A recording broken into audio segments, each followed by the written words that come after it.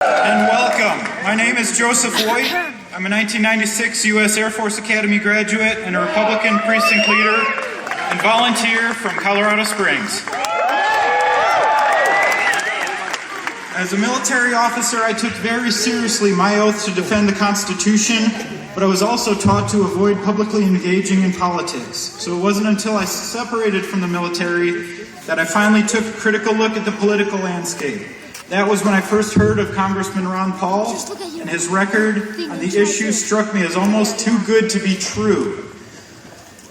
Among the usual broken campaign promises of his peers, he was a Republican representative who actually voted against deficits and tax hikes consistently, who understood the importance of truly free markets, and he honored the same oath to the Constitution that I had.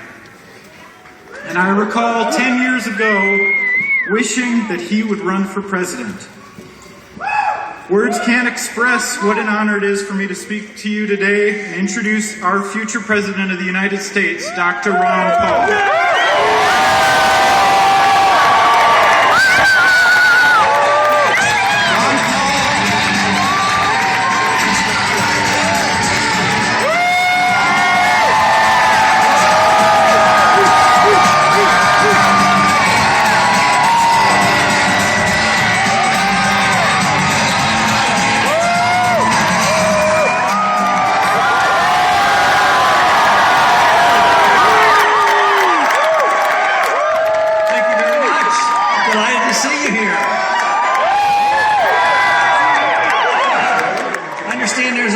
Coming up. How are we going to do in Colorado?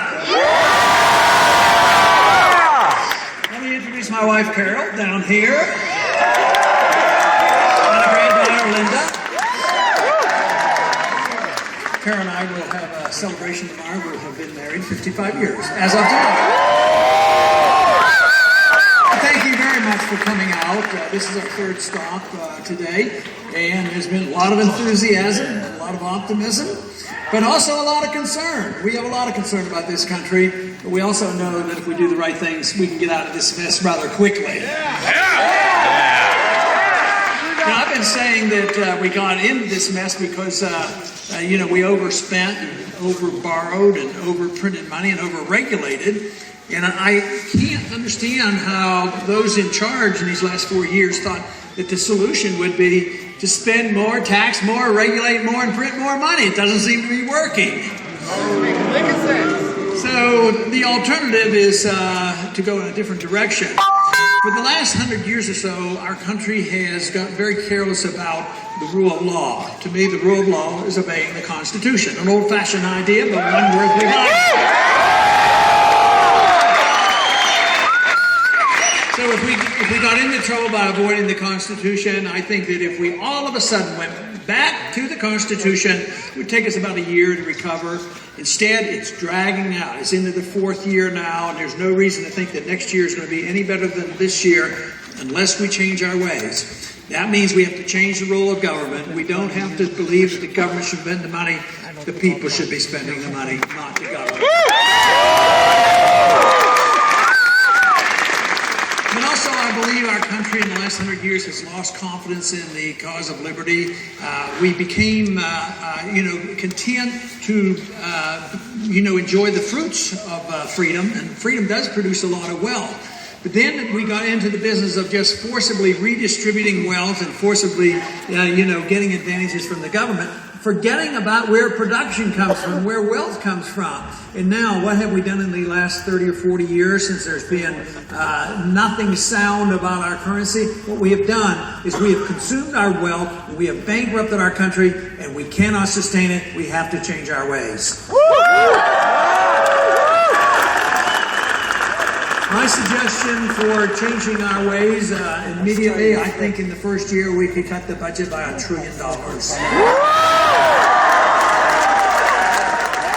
I've argued the case that the easiest place in the world to cut the spending, because there are so many special interests involved, but we can develop priorities. And I think the top priority for cutting is the money we waste overseas.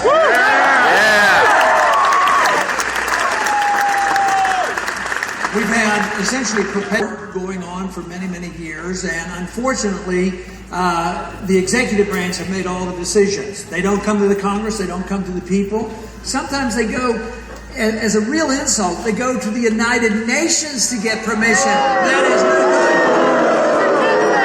So once again, what is the solution? Follow the Constitution. You can't go to war unless there's a declaration. And we do. That is the responsibility of the federal government to have a strong national defense. And if we have an enemy that's attacking us, yes, declare war, go fight it, win it, and get it over with.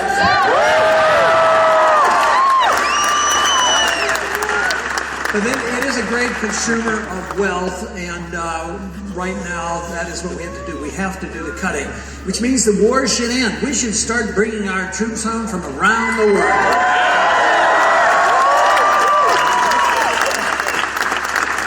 And we can literally save hundreds of billions of dollars, and guess what? You don't have to sacrifice any defense. The way we spend money overseas, bombing and attacking and invading and occupying, we make enemies. What we don't need are more enemies. What we need is more defense. And that means not just pumping money into the military-industrial complex, but pumping money into the defense of this country.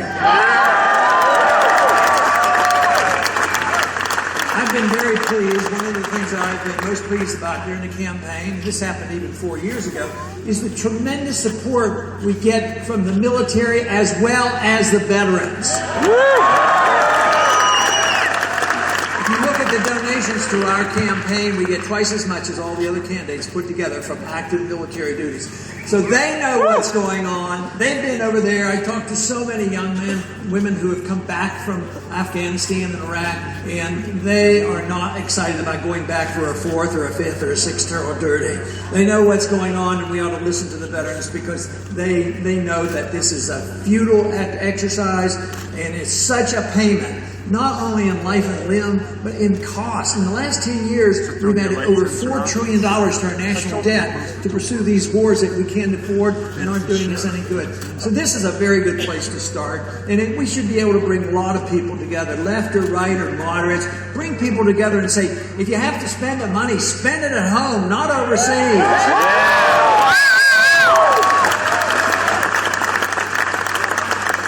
But also, under conditions of war, people are conditioned. This has been traditional as far back as World War I. It seems like people are too willing to give up their liberties in a time of war. But we also have to remember that all of us who serve, whether it's the military or in Washington, we take an oath of office to defend against all enemies, domestic, foreign and domestic, and so we have to watch who's going to attack our liberties here at home just as well. And that is what's been happening here, the undermining of our personal liberties. I am convinced, as I bet most of you are, that you don't have to and shouldn't sacrifice any liberties for the so-called safety that the government is supposed to provide for us. We do not have to sacrifice our liberties.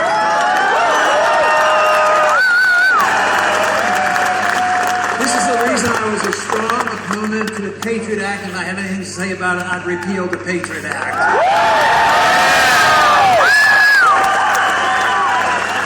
Sometimes things in Washington get passed because of the name, but almost inevitably, if you look at the name of a bill, just say in your mind, well, it's going to do exactly the opposite.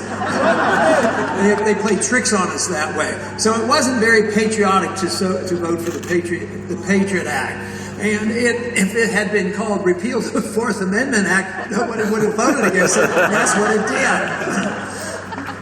But it's been systematic. That's not the only thing. I mean, we gave up a lot with the Patriot Act. It's continuous. Searches without warrant. Nothing is safe. Privacy at endless. I think symbolically, one of the worst things about doing searches without proper warrant and proper permission is what's happening at our airports. You know, the TSA is not making us safer. It's an abuse, and we shouldn't put up with it.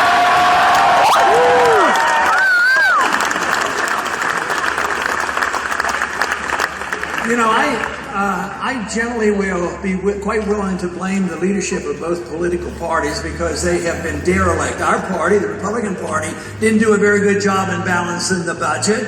So I think there's a lot of blame to go around. But this administration has done some things that are very annoying. They certainly haven't done anything to revive the economy. But a couple of things that are very annoying to me is the attack on civil liberties. And of course, he was the individual that would protect civil liberties and bring troops home and whatnot. But what he announced 1 year ago was very annoying. It should have been a warning to us. 1 year ago, he had a representative testify before a Senate committee that said it was now the official policy of the United States government that it could assassinate American citizens without charges and to prove his point, he assassinated 3 American citizens. This should not go unnoticed. And of course they say, well, these are bad people. The thing of it is, they weren't all bad people, and we don't know. They were suspects. We're not supposed to be assassinated because we're suspect. And now what they're saying, if you're even associated with an organization that is suspect, you can be hauled in. You know, whether it's a website, an organization, a donation, or whatever.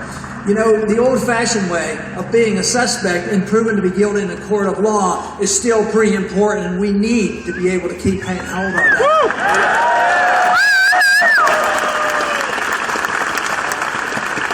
The National Defense Authorization Act has not helped it. It further has undermined our liberty. Now it's on the books. It's been codified, even though some of these abuses have been going on. At least they had the common sense to know they were illegal. But it's getting to that they're so bold, and they put it into the law, and the law now says that the military can arrest any American citizen, no charges made, and held indefinitely, no trial, and they don't even get an attorney and put off a suspension. That is not the kind of America that we want to live in, and we have to deal with that. There was one provision in that bill that went to this extent, and fortunately it was caught before it was passed. It said that if an American citizen had been arrested and he was a suspect, a participant in whatever, and he was tried and found innocent, the government could still hold him indefinitely, and the trial meant nothing. I mean, that is it. But there was a certain senator from Kentucky that got that part of the bill removed.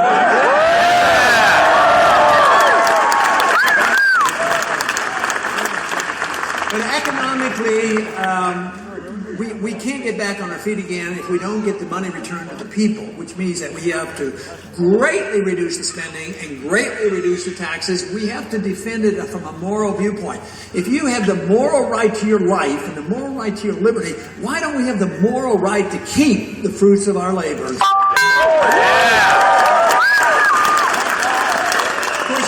Seductive.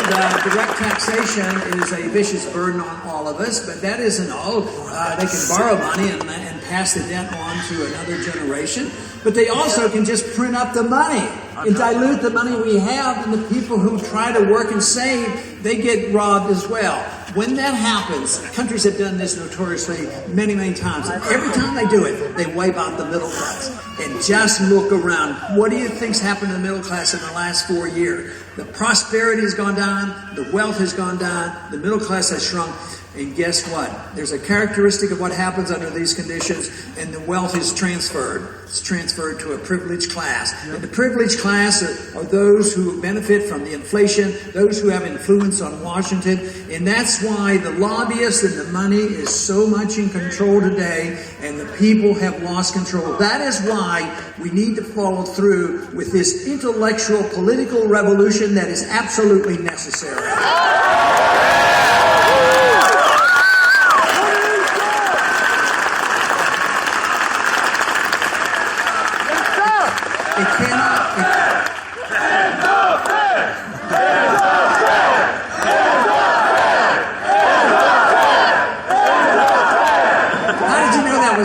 Next topic.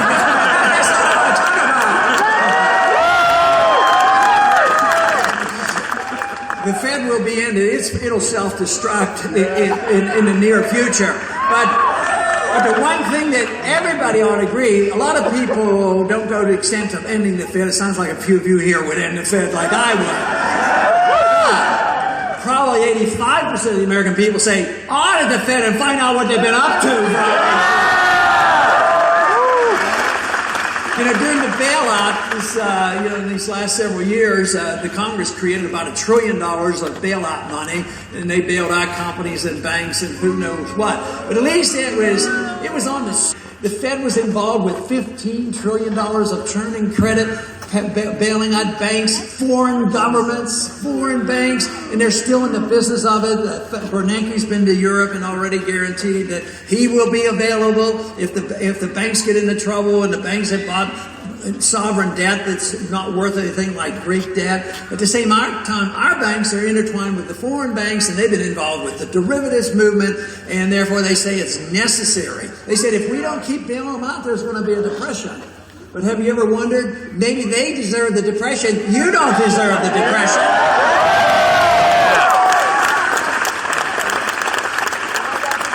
I think what we need is a reassurance that freedom really not only is popular, freedom really works, and it brings people together. That's why I think that freedom is so necessary, because freedom and liberty emphasizes the individual. It comes to us as individuals, not because we belong to a group. This is why I do not like to use hyphenated rights. Everybody has equal rights, equal access to courts, not because we belong to a group or what we practice or do at all. It's because we're individuals, and everybody should be treated equally.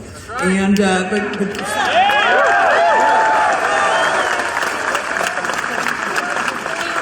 But if people understand that, literally we bring people together. First off, there are some people who understand the economic liberties, and we have a right to spend our money. So people who want their freedom to spend their money, they're not always the ones that want to protect your right to run your own social life as you choose. So if you bring people together because they want social, religious liberty as well as economic liberty, it should bring everybody together. Not because everybody would use their liberty in the same manner, but we recognize that in religion, people can practice any religion they want as long as they don't hurt people.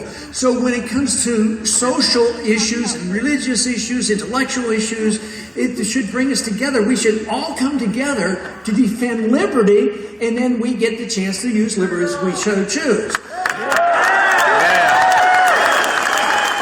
lot of people are worried about that because some in Washington believe that you won't take care of yourselves and that the government will have to take care of you. But look at what's happening today. The government's been taking care of a lot of people for a long time. They wanted free education, free medical care, free housing, free food, and now we're broke.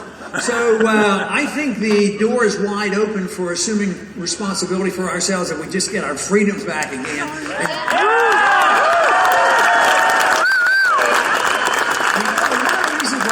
People reject the notion of having enough freedom to run your life as you choose because somebody might do things that are offensive. But if somebody practices a religion or doesn't practice religion, don't say you shouldn't have the freedom to do that. So what you need to do, if people use their freedom in a certain way, you have to be tolerant enough, and you have to say, well, we're not sanctioning what it is, we don't endorse what they do, and that's entirely different. That is the only way freedom will work. And without that tolerance and this understanding, it will fail.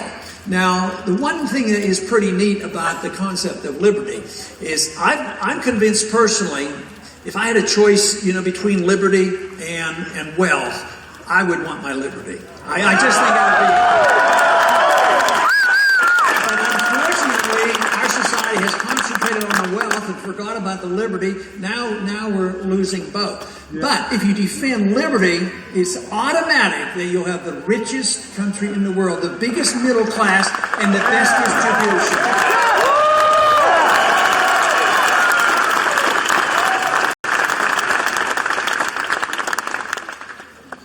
Changes in a free society changes always can come. We can change our Constitution in a deliberate fashion. We shouldn't ignore it. But we should change other people and raise our children and get along with people through persuasion and setting examples. Once we resort to force, then we're in big trouble. And this is what we do individually. People are forcing people how they're supposed to run their lives, how they're supposed to spend their money, and we tell other countries how they're supposed to run their countries. Even when they mess up, we don't have the right to go into those countries and occupy their countries and say, you're going to do this, this, and this.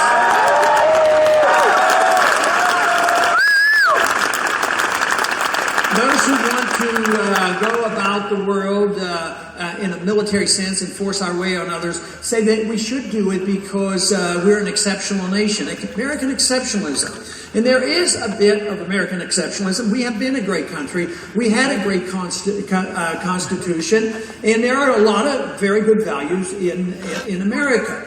But once you use force to force it on other countries, you lose it all. You're no longer exceptional. So we